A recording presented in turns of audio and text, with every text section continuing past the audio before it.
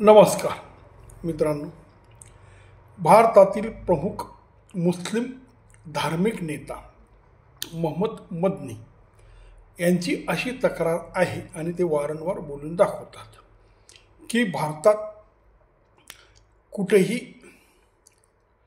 उच्च पदावर मुसलमान आजकाल दिसत नाही.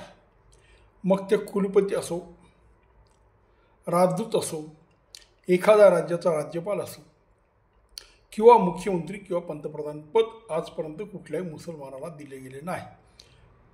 आणि मोदी सरकार आल्यापासून तर मुसलमानांना वाळीत टाकण्यात आलेले आहे, अशा प्रकारचे ते आरोप करतात. खरं तर त्यांचा आरोप आपण घडीवर खरा मानला तरी प्रश्न असा येतो, एका हाताने घ्यायचं दुसऱ्या हाताने द्यायचं, असं एक साधारण मानवी समाजामध्ये चालत आलेली ही रीत आहे. या रीतीप्रमाणे जेव्हा भारतात मदनी अशी मागणी करतात की भारतीय मुसलमानाला उच्च पदावर किंवा चांगल्या पदावर किंवा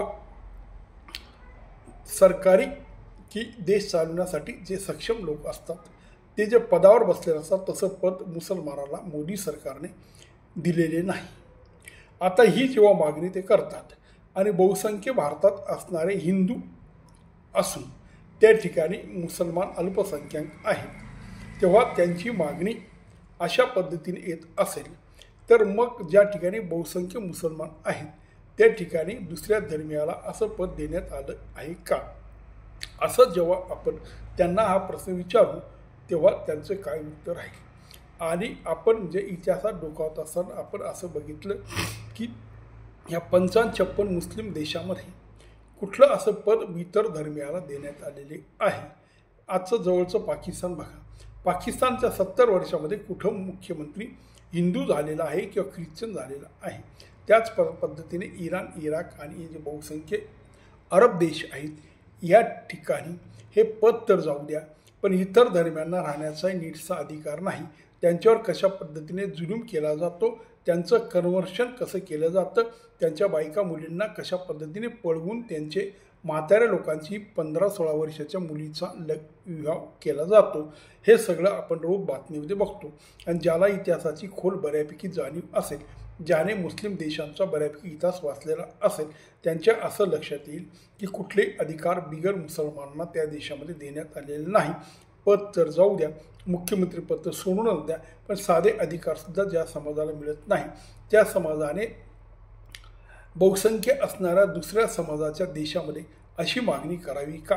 आणि ही मागणी करत असताना आपल्या देशात, आपल्या मुस्लिम देशांमध्ये काय परिस्थिती आहे याचा विचार करू नये का. कारण जर तुम्ही एखाद्या व्यक्तीला एखादा अधिकार देत असाल तर मग तो अधिकार देताना हा महत्त्वाचा मुद्दा येतो की तुम्ही सुद्धा अधिकार मागत असताना तुमच्या देशात तसा अधिकार कोणाला दिला आहे का. त्याचं उत्तर नाही असं आहे. मग मदनीसारखी माणसं असे का बोलतात, कारण हे काँग्रेसच्या राजवटीमध्ये सगळं काही त्यांना मिळत होतं. कारण महाराष्ट्राचे मुख्यमंत्री हे एक मुस्लिम होते, अंतुले नावाचे, आणि इतर ठिकाणी खूप मोठ्या प्रमाणात राज्यपाल, राष्ट्रपती, उपराष्ट्रपती अशी कितीतरी पदं आणि वेगवेगळ्या देशामध्ये अँबॅसेडर म्हणून सुद्धा मुस्लिम समाजाला मोठ्या प्रमाणात देण्यात आलेली पदं होती. पण तो काँग्रेसचा काळ होता. त्या काळामध्ये ज्या गोष्टी घडल्या त्या त्यांनी अशा गृहीत धरल्या की पुढच्या काळातही तशाच घडतील. पण जर समजा एखाद्या पक्षाला तुम्ही तुमचे दुश्मन समजत असाल, तुम्ही त्याला मतदान करत नसाल, तुम्ही त्याच्या जवळ फिरकत नसाल, तुम्ही त्याच्यामध्ये मॅच होत नसाल, तर मग तुम्हाला तो पक्ष कसं काय ते पद देईल याचा विचार तुम्ही कधी करणार आहात. असा विचार करायचा नाही. फक्त उठून सुटून अशा प्रकारची भाषा वापरायची की मुसलमानांवर जुलूम होते, मुसलमानांवर जबरदस्ती होते.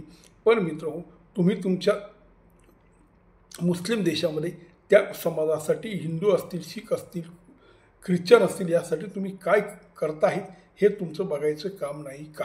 अफगाणिस्तानमध्ये तालिबान राजवट आली आणि तिथं 200-500 जे हिंदू आणि शीख होते त्यांना तो देश सोडावा लागला. मग उद्या अफगाणिस्तानने अशी मागणी केली की एखाद्या अफगाणीला तुमच्या देशामध्ये राज्यपाल पद द्यावं, तर ते कशा पद्धतीने योग्य ठरेल.